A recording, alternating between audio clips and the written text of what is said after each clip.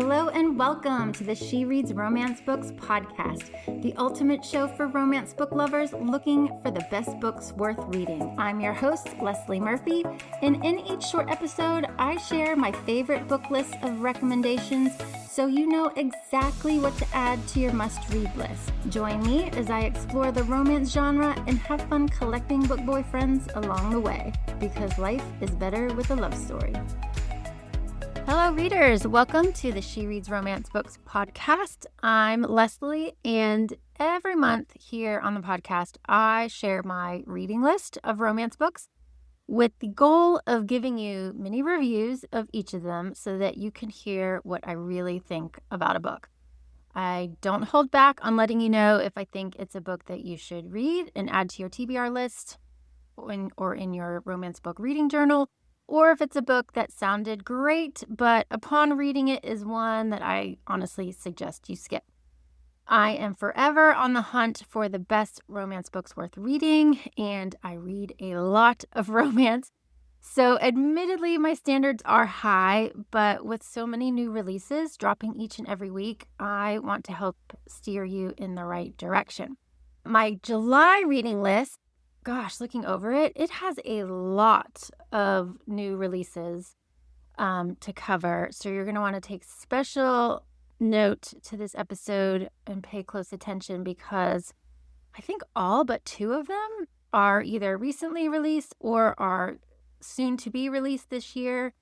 So really important to know whether you want to pre-order these, put them on your TBR list, and go from there. Okay. But first, I want to remind you, if you are not on my email list, then just head on over to shereadsromancebooks.com/join to get on that, because every month I announce our book club book of the month, as well as the new romance book reading challenge. For August, I am so pumped that we are reading My Oxford Year by Julia Wayland as our book of the month for the She Reads Romance Books book club. But if you know Julia, she is not only an author, but she is a huge audiobook narrator. She's just a well-known name in the narrator space. So I am encouraging everyone to listen to the audiobook for our book of the month selection. And in case you didn't hear, My Oxford Year has also been made into a movie, which released on August 1st on Netflix. So you can watch the movie after listening to it, and we are going to talk all about it in book club later this month. If you're not yet a member, go over to shereadsromancebooks.com/book club to join today, and for your chance to chat with Julia in our author Q&A later this month as well. As for the romance book reading challenge, this month we are reading a dark romance. But if this is not your cup of tea in terms of a romance category, no problem. Just pick any romance book for your pick of the month and mission completed. Okay, I have a ton of books to cover for my July reading list, so let's just dive in. Starting with The 4 Engagement Rings of Sybil Rain by Hannah Brown. This is a second chance romance. You just aren't quite sure which of Sybil's former fiancés she may be getting back together with before starting this romance. Ever since I read Brown's debut novel, Mistakes We Never Made, I was honestly desperate for her story. It was set up so perfectly in that novel. So I instantly dove into my advanced copy of The 4 Engagement Rings of Sybil Rain to discover who she would find her happily ever after with. And I was happy to discover that Hannah crushed it with her second novel, which I actually loved even more than her debut. And I'm really excited to see what comes next. I'm hoping it's Nikki's story. I'm pretty sure it is one of her girlfriends, and it's going to be great. Now, in this one, Sybil finds herself traveling to Hawaii, where she was supposed to go on her honeymoon before her wedding with Jamie was called off. But to her horror, she finds Jamie in Hawaii at the same time as well, with a really hot female colleague who Sybil believes he's dating. So she fabricates that she's there with her boyfriend, who happened to be a different former fiance. What I loved most about the story was the character arc of Sybil. She's kind of a hot mess, but really because she's a free spirit. She's been engaged, several times. She's floated from job to job and never finished college. From the outside, you'd kind of write her off as someone who really doesn't have her act together, but you come to discover that she's someone who feels hard and who has had to process a lot of traumatic events in her life and mostly alone at that. So, as the story unfolds, you come to learn more about her wedding, why her wedding with Jamie was called off, as well as her other past relationships. I loved how she and Jamie were reconnected at this beautiful resort and how they kind of kept running into each other, no matter how awkward that felt. I do think this can be read as a standalone if you like second chance romances. I thought it was a really good one, and I do recommend it. The next book I got from the library because it sounded super cute, and that is Slow Burn Summer by Josie Silver. And because it sounded so cute, it made my list of best summer romance books. But after reading it, it really wasn't. I stopped reading it. I don't even know how far I got into it. Maybe 30-40%. I'm not really sure. But I just had to stop because I honestly just felt it was boring. It is about two divorcees who find love with one another. There's the talent agent Charlie Francisco, whose divorce ended his screenwriting career, and Kate Elliott, a former soap actress who just got a divorce and who really needs money and a new job. So she agrees to a quote job where she basically has to pose and act as a romance author who wrote this truly amazing book, but the author themselves wants to remain anonymous. So I thought that sounded really, really adorable, but I just really couldn't get into it. There was no chemistry between them, and then the publishers were making things really crazy, and I was just like, this is not plausible. I don't understand it. So unfortunately, I just stopped that one. So I turned to the next book on my list, which was an advanced reader copy of The Entanglement of Rival Wizards by Sarah Rosh. This was my pick for the June Romance Book Reading Challenge, which was to read one queer romance book. I just didn't finish it until early July. It is a great academic rivals to lovers, fantasy, queer romance, all wrapped up into one package. I am at the point, honestly, where I will read anything Sarah writes because ever since diving into her Royals and Romance series, I've become obsessed with her writing. No other author combines amazing writing, lovable characters, unique fantasy stories, and queer romance like Sarah. The Entanglement of Rival Wizards honestly reads like a contemporary college romance. So I wouldn't turn this away if you're not a fantasy romance fan. Only it involves a human and a half elf who have both been awarded a grant to continue their research in their respective disciplines. The only problem is that Sebastian and Alethior can't stand each other despite now needing to work together to complete their degrees. I honestly thought that this would be a hilarious college rom-com with these two having some crazy, spell issues going on in their lab. But the story actually took a little different direction. Sebastian cannot stand Alethior because of his famous family, which you come to find out Seb has a history with, and not a very good one. I honestly wasn't expecting this somewhat dark turn of the story when their respective past and issues make themselves known, which are honestly incredibly heartbreaking and should have trigger warnings of abuse, though that's not on the page. That being said, once their chemistry with one another finally sort of crusted over and they started hooking up, I totally fell for these two. Seb and Alethior's let's just hook up and nothing more, relationship was super hot and set the groundwork for me really loving them as individuals and a couple. My only hang up, as I said, sort of besides it getting a bit darker than I anticipated, is sort of the research aspect to the story. I found it really hard to sink into the first part before their hooking up started because I was just trying to wrap my head around their school and their respective disciplines and their research. It was probably just a me thing, but I kind of found it hard to follow what they were hoping to accomplish in their projects. So I got kind of distracted since that was sort of the first 40% of the book. But I hope that doesn't really turn away new readers for this book. Okay. My next read was another advanced reader copy, and this one was for Made for Each Other by Lynn Painter. I love Lynn Painter's adult romance books, and this one has such a fun storyline. A woman decides to sleep in the apartment that she cleans when her apartment becomes infested, only to wake up and meet the owner's parents, who believe that she is his girlfriend. So from there, Lynn kicks off a really cute fake dating, opposites attract romance between the rich businessman who thinks nothing of money and the poor grad student who thinks he's a spoiled jerk. This, to me, has all the makings of a really fun rom-com, as well as, Lynn's great writing.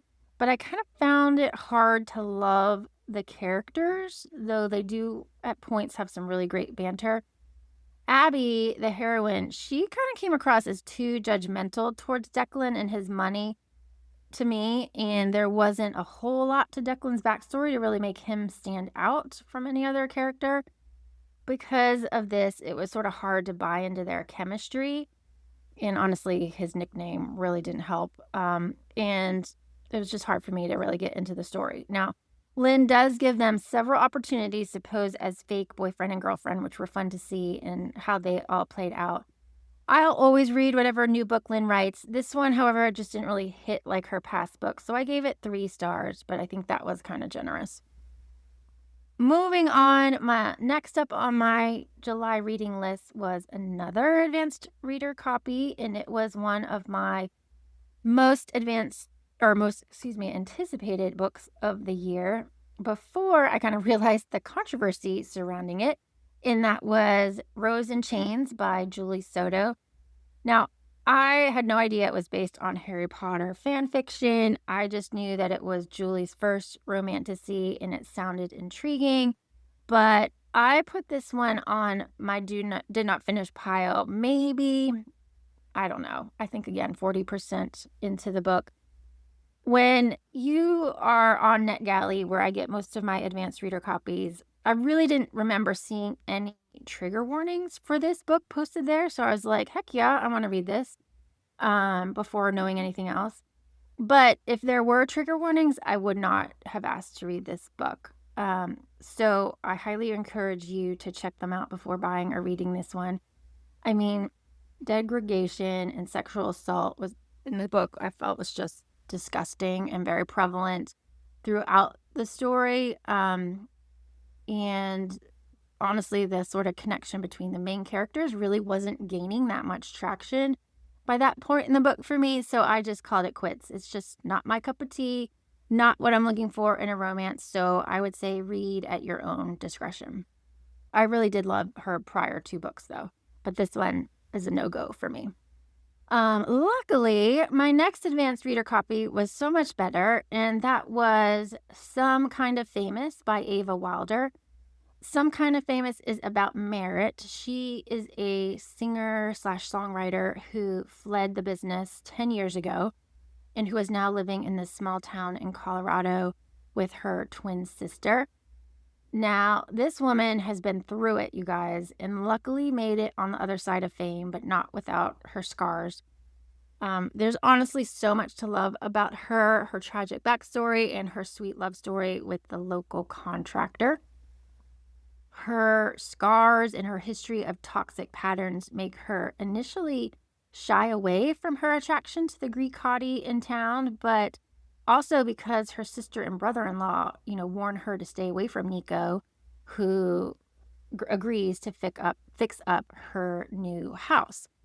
But Merritt and Nico, gosh, they had this connection, which was so evident on the page that I was happy to soak up every minute of their slow burn love story as they navigated their feelings, complex relationship and past that ultimately and inevitably have impacted their future.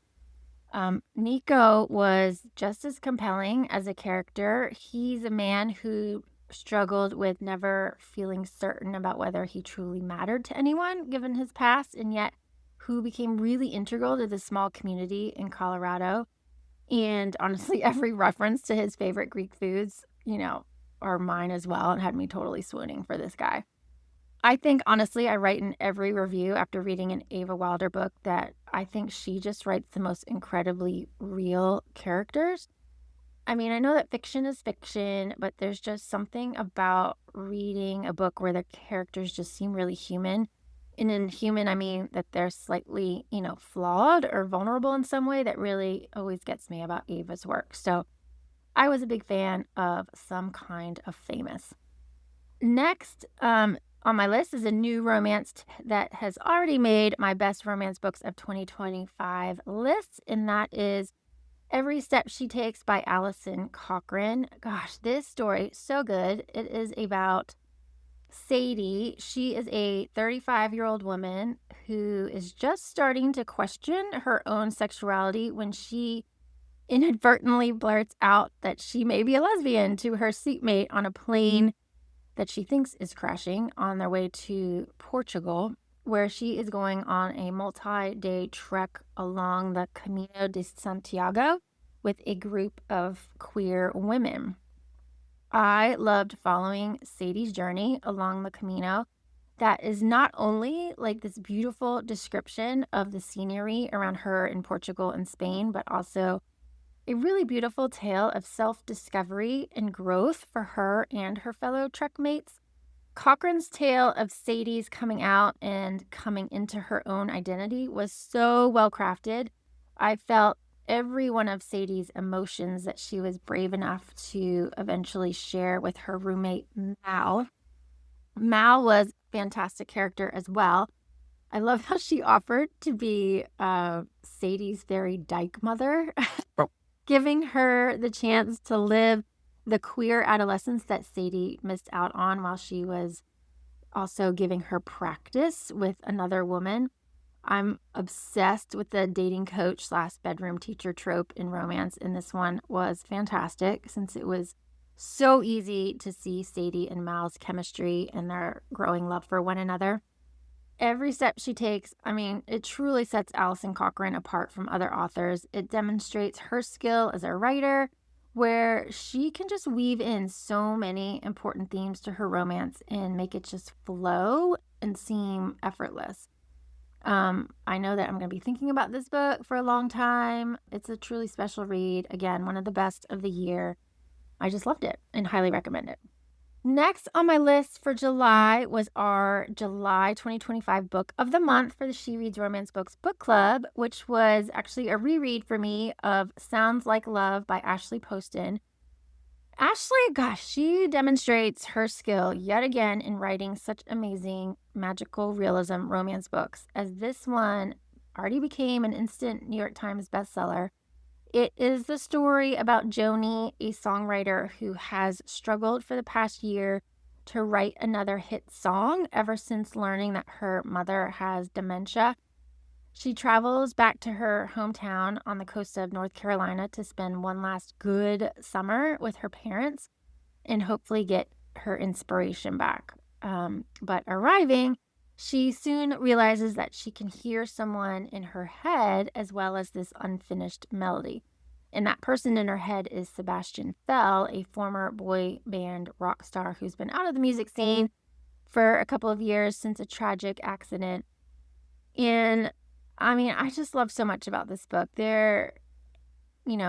Both characters are super compelling. Even the music venue that her parents own, the Revelry, was really awesome, in a place I could vividly picture in my head and want to go to one day. I love the aspect that they could hear each other's thoughts and feelings in their head. That there's something just so special and breathtaking about that aspect of the story. We all loved it in the She Reads Romance Book Club. It was so much fun chatting about our favorite parts. It truly is a must read if you haven't read it already. Okay, another book that I read this past July was Until It Was Love by Pippa Grant. This turned out to be my pick for the July Romance Book Reading Challenge, which was to read one sports romance book. This book is about a rugby player, and I mean, there are few and far between books about rugby players, so I was excited to check this one out, which is book one in her Copper Valley Pounders rugby series. So Fletcher is the hero and rugby player. He was awesome, a super sexy guy who shielded his hotness with a super sketchy mustache. So if you're in for some, funny mustache bashing, this is the book for you. In addition to the bashing, there was just so much great banter and snark between Fletcher and Goldie, the heroine of the story, given their meeting, which gives this book really great grumpy sunshine vibes. Goldie ends up fake dating Fletcher to help build up good publicity for the rugby team and to help her deal with an ex. And the time that they end up spending together totally makes them fall for one another, even though they know she is leaving the country in just a matter of weeks. I honestly thought this book was super cute, great characters, a fun story. I actually read it with my Prime reading subscription, which I haven't really taken much advantage of that. So now I really am trying to. So if you have Prime, check that out. I recommend it. My next book was also another book available through Prime reading subscription, which as I said, I'm really taking advantage of. And that book was Chasing the Wild by Elliot Rose, which is my first book by Elliot. Won't be my last. This is book one in her Crimson Ridge series and is an age gap ex-boyfriend's dad forbidden romance. But it, of course, first caught my eye since it's a cowboy romance, or, gosh, was he maybe a rancher romance?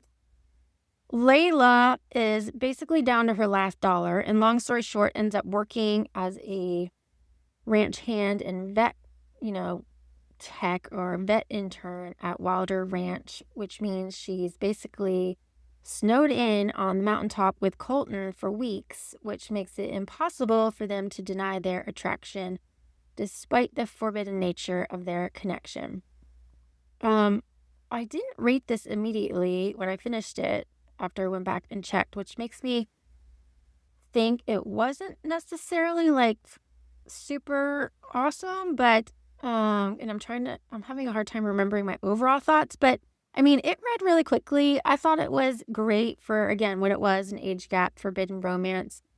I would recommend it if you're into, your cowboy romance era like I have been. I'm just having a really hard time remembering any of the extra details, but the whole snowed in, forbidden nature of it all, and I think there were some really spicy scenes, made it a really good read. Okay, that was not a good summary, but I tried my best. Okay. My next book that I read was through my Kindle Unlimited subscription, which was Beg for Me by J.T. Geisinger, which is the third and final book in her Morley Gray series. This was supposed to release, I think, last September maybe, but given her traditionally publishing schedule, she had to push this back a bit. So it just released this July, so I dove right into it, and is another age gap romance, though a reverse age gap romance where the single mom falls for the younger, was he, I think, a COO of the company.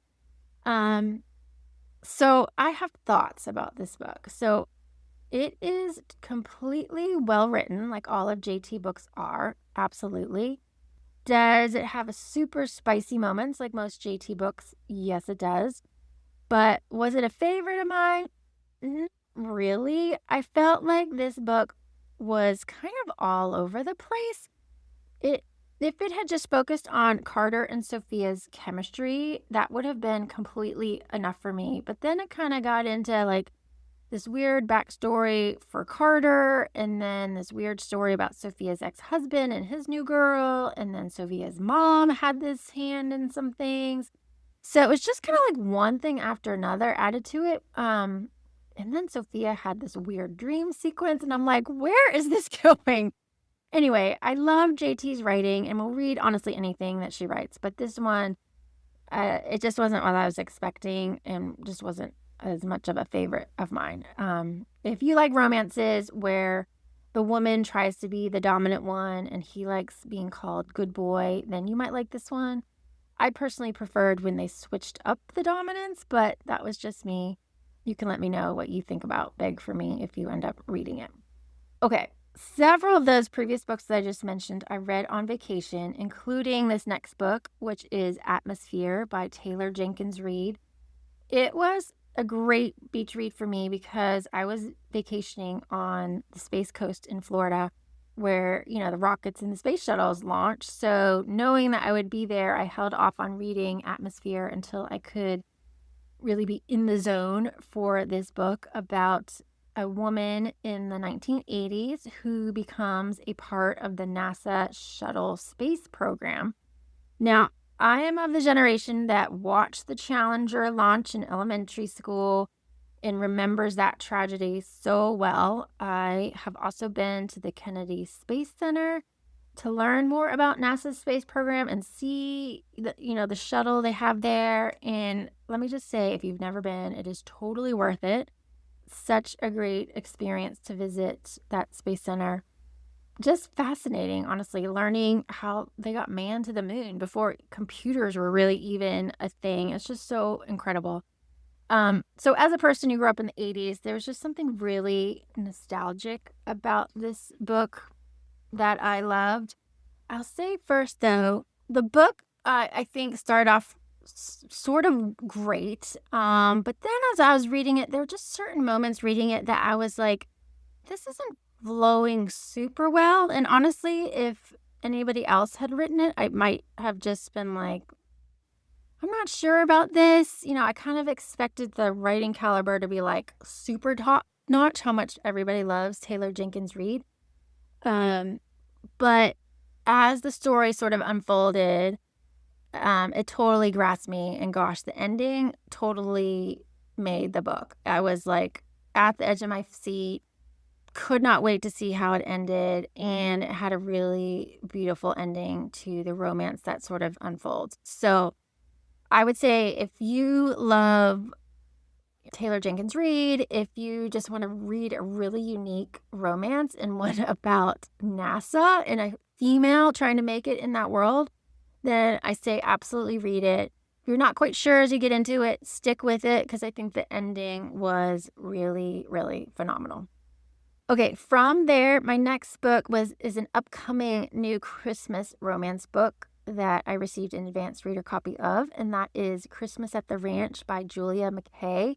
This is a second chance romance about a woman whose father just got busted for shady business dealings. So she escapes to the mountains and finds herself snowed in and without a car at the very ranch where she had or fell in love for the first time at age 18 and where that first love still works. Now, this book has Hallmark movie written all over it. You have the small town ranch, the second chance longing, the family scandal, but it was honestly a little just kind of for my taste. And I think because it's so Hallmarky, the business with her family got wrapped up way too neatly with the boat, which seemed unrealistic to me. I haven't finished the last few chapters because we were heading home from vacation, and this sounds really weird to say, I'm not really sure that I need to because I kind of feel like, okay, this is just going to wrap up with a nice bow. I have a feeling they're going to get back together, and there you have it. So I think this book will definitely appeal to those who love a sweet second chance romance and one with a cowboy in it and around the holidays, which is awesome. I just didn't think it really did anything for me personally. My next book was my first listen to our August 2025 book of the month for the She Reads Romance Book Club, which I mentioned earlier, is My Oxford Year by Julia Wayland. I am so excited that she's going to be joining club so we can talk about her and just her narrating the book and ask her about her new audiobook company and the movie. I mean, just so much to talk about. This was a wonderful new adult romance about a woman who has a passion for politics and has an in with a female candidate that has a really great chance of becoming president of the US. But Ella is taking a year to move to England since she got a Rhodes Scholarship. And while she is there, she meets I think he's a PhD student who ends up becoming like her professor in a way. And they end up getting it on, but then you come to learn more about him and what's at stake. And it becomes honestly a little bit more than just a teacher-student love story. So I'm going to leave it at that. I don't want to give any more spoilers because I think you need to read it and then join me in book club and we will talk all about it. But I think you're going to love it. My next two books I read through Kindle Unlimited. I was in the mood for something a bit spicy, so I actually decided to do a reread of Give Me More by Sarah Kate because I just love this book. It's part of her Salacious Players Club series, and it is about Hunter, who is married to Isabel, and Hunter is one of the owners of the Salacious Players Club. So he and his wife and his best friend are touring other adult clubs when he comes to realize that, maybe he does actually have a kink unlike any others. And that kink that he'd like to explore, which is the idea of sharing his wife with his best friend. So, I mean, just saying that, yes, there are lots of steamy scenes, but I was captivated because it's more than just the steamy romance, but one that really explores the possibility of a throuple and what that means to them and how their relationships change. There's this bi-awakening for Hunter as well. I just love this book so much. And after finishing it, I decided to circle back to book one of the series because I surprisingly had not read book one, even though I've read others in the series. And book one is Praise, again by Sarah Kate. It introduces the beginning of the Salacious Players Club with the CEO Emerson's story and how he comes to hire Charlotte, his son's ex-girlfriend, who learns that she likes being, quote, the secretary and being his submissive who really gets off on Praise kink. It had its steamy moments, but nothing really over the top, I thought in my mind. I really liked Emerson and his personality, and I think it was a good start to this series, which explores all different kinds of kink in each book. So yeah, I enjoyed it, and like I said, I loved Give Me More, so you can check out those two on Kindle Unlimited. Finally, I devoured a new holiday romance in one sitting. It was just so good and is now on my best romance books of 2025 list. And that is Grace and Henry's Holiday Movie Marathon by Matthew Norman. This was my first book by Matthew Norman, who absolutely blew me away with his writing, the story, and these characters who are so deserving at a second chance at love. It's honestly going to be one of the best holiday romances of the year so far. I was so excited to have this advanced reader copy. This book is about Grace and Henry, who have both lost their spouses because they both died, leaving them a shell of themselves to manage their grief. And though months have passed for both since their spouses died, it's still shocking to have their mothers throw them into each other's path, knowing that they sort of understand what the other is going through. Hence, then, the setup of Grace and Henry unknowingly beginning this friendship that revolves around them watching various holiday movies together during the weeks between Thanksgiving and Christmas.